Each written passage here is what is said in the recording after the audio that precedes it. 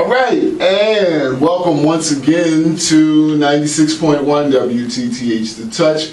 This is Atlantic City Beat, and we are here in the brand new 96.1 WTTH Atlantic City Beat studios here in the heart of Atlantic City. Just before we get started, we want to thank some of our new sponsors, including Burn Cigar, Vault and Lounge, 239 North White Horse Pike, Lawnside, New Jersey. Give them a call, 856-617-0161. Of course, we want to thank the good people over at the Bargain Boutique, 3073 English Creek Avenue in Egg Harbor Township. And we want to thank Tracy Lynn Jewelry and our personal distributor of that. I don't wear it, but your lady should. Angela Green, and of course, Sean R. Jones, who is the author of the new book, Pictures in Glass Frames. And as always, we thank our regular sponsors, people who've been sponsoring us the whole time. The Intelligent Energy Auditing, and my man Mark Tucker, and of course Mo from Mo's All Occasion Catering, and candidate for mayor, Mr. Charles Garrett. My two guests today are two different sides of the spectrum, but actually I believe they have a lot more in common than you would initially think. We have Mr. Daryl Scott, who's been with us before from the Entrepreneurial Think Tank. How you doing today, Daryl? Hey, good morning, Ray. Everything's fine, thank you. Thanks for coming.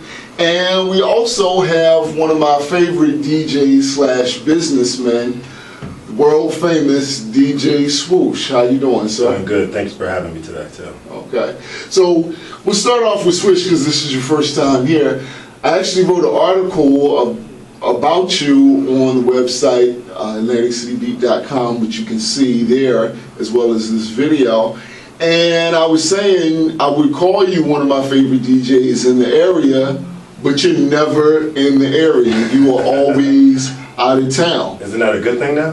That's a beautiful thing. Why did you, so we'll start off there, business-wise, why did you, before we even get into the music, why did you decide that you would be more of a road DJ than a local DJ, or a local DJ who happens to do more business on the road? Because in my mind, I see that there's only 5 good, strong places to play, with at least 40 to 50 DJs fighting for the same spots. As Daryl always say, John. Yes. It's a smart move. That's a smart move. Yes. Okay, now let's talk about musically. Sonically, what is your style? Because that's what the people want to know. I'm very Are they going to get up and dance? They're going to get up and dance. They're going to say, "Oh, I remember that. No, he didn't. Oh, man." Right. Okay. How long you been spinning? I've been in full-time now, 8 years, full-time. Okay. And when I say full-time, I don't have like a part-time job or anything on the side. Okay. And how did you make the decision that it was time to do that full-time as opposed to anything else? Well, working for the man. After a while, it's like, I'm doing good, being successful as a GM, assistant manager, everything else. But I knew it wasn't my calling. When people would come up and say, "Swoosh, come on, man, this isn't you. You know what you're supposed to be doing." So I had a gut check for myself and said, I'm not getting any younger, and I need to really take advantage of this. Right. Okay. Well, this is where I want Daryl to hop in, because Daryl is our resident business guru. And actually, a lot of people don't know he's one of 2 business managers that I have, and he always gives me a second pair of eyes before I make any big moves. You could say I might not be on the touch this morning if it wasn't for Daryl. Daryl, for somebody who has a successful, I don't like to use the word side business, but for the sake of this conversation, side business, when should they start considering maybe shutting down something that they have that is giving them benefits and a regular paycheck, and then thinking about following their passion, for their life? Well, what he did in this case was he looked at the demographics and he looked at his competition, and he came up with, I can do this full time, which he should be commended for, because you have to channel your time into something that's beneficial for you for it to be successful. So when you're in a situation and you're working in the system, let's say, but you feel that you can do a lot better working for yourself, that individual should be commended. Definitely, definitely. Was that the situation for you? You just said, you know what, not only is this my passion, but, you know, I can make this work. I knew in the 5th grade I wanted to be a DJ. Wow. Let's just keep it 100. Okay. I knew this wasn't a fad. The gentleman is doing it, he's doing it, or you're doing it. I love music. Right. More than anyone else. I love to beat up turntables more than anyone else. Okay. When I was going to the high school prom, I took my $600, did not go to the prom, bought my first brand new 1200 turntable. Okay. Somebody at a youth group at a church gave me a fixed turntable and an amplifier.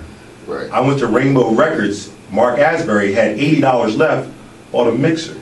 I'm not done. In high school, 12th grade, I made a coffin out of wood and used that to place there in practice. Right. On prom night, I went to the prom, looked inside, no one was having a good time. Music's going, flashing. I said, see, this wasn't for me. Senior prom, didn't go. Use my money for my passion and love. There you go. I'm going to take it right back to Daryl. Daryl, when I go out and speak at schools and I tell them I've worked for the Source magazine and things of that nature, they hit me with, you know, how can I get, you know, my demo heard, or how can I get my, you know, I want to be in the music industry and what can I do to get in? I would actually piggyback on his story and tell him, well, look, you know, tell your parents instead of buying you $300 worth of Sean John for Christmas, get yourself a good laptop with a decent music program, and then, you know, make sure you have a CD burner and everything like that, and invest that money into your future, if that's what you want to do. Well, the first way a person is successful, and I read this years ago when I was interested in being an entrepreneur, a book by Napoleon Hill and Dennis Killebrew. He wrote the same book, Think and Grow Rich, Black Style. The first thing you have to do is you have to visualize yourself being there. Every individual that's successful in life, they already visualize themselves being successful. Failure is not an option. So what they do is they do everything that they can do for their passion. So, you know, to be honest, be straightforward, Right. be the type of individual that is trustworthy, Right. but work towards their goals. Right. Okay. Listen, before we go to break, talk to me about the importance of preparing for your success and investing in your success. We just heard Swoosh's story. It looks like he gets an A+, at least in my book, for both of them, investing in his success and also planning for it. Because a lot of people wouldn't have the vision to say, okay, I'm gonna sacrifice the prom, but down the road, I'm gonna be spending at proms, you know, for the next 25 years. Well, he did everything fundamental. He followed the fundamental blueprint to success. He saw himself already there.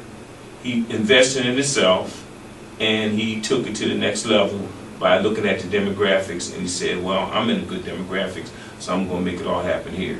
So the blueprint is out here for individual, but they have to have the passion about what they're trying to do. Right. And one other thing, I like what he said about actually looking at the current club situation and how everybody's fighting for the same dollar, and so he decided to be a local mobile DJ. How important is it to look realistically and ask yourself if what you want to do fits the area that you are in? Well, that's the investigative part with the demographics, and you always got to check out your competition. So once you cover those two areas, then you know what you're working with. And he did that, and that's why he's successful. Okay. Talk to me about your competition, Swoosh. The only competition is myself to get better. I don't worry about who's behind me on the left and right.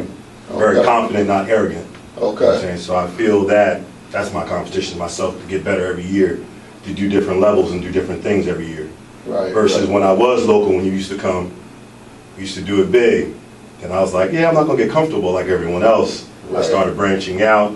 St. Thomas for 6 years, every year going out.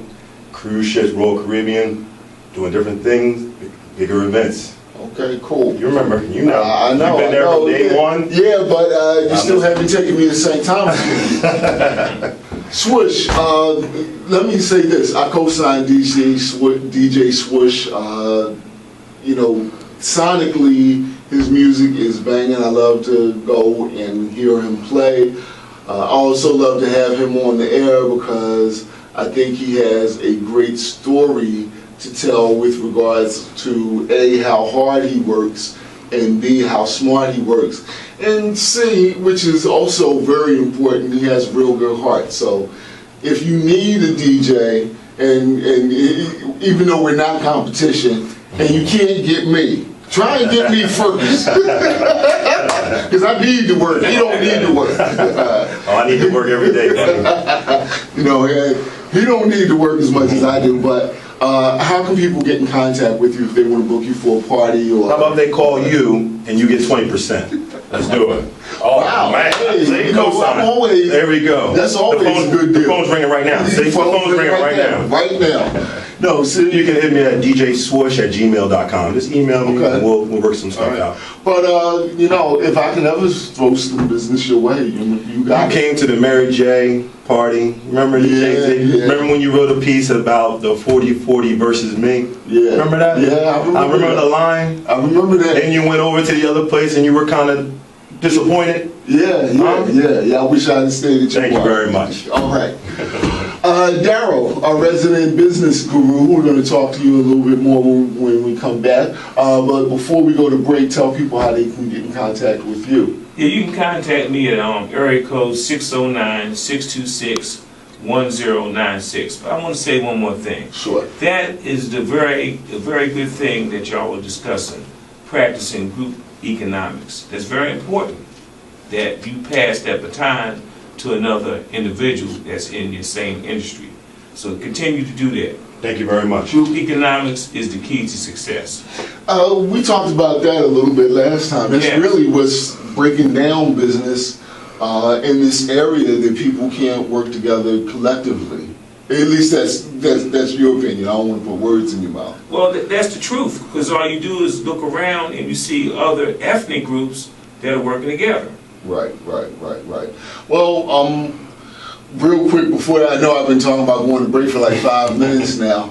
What he said about, you know, kicking me back 20% for anything that I send his way, that's the way you really get things done, because as good as he is, he doesn't know everybody. As good as I am, I don't know everybody. So the more people you have out there shooting the gun on your behalf, the better.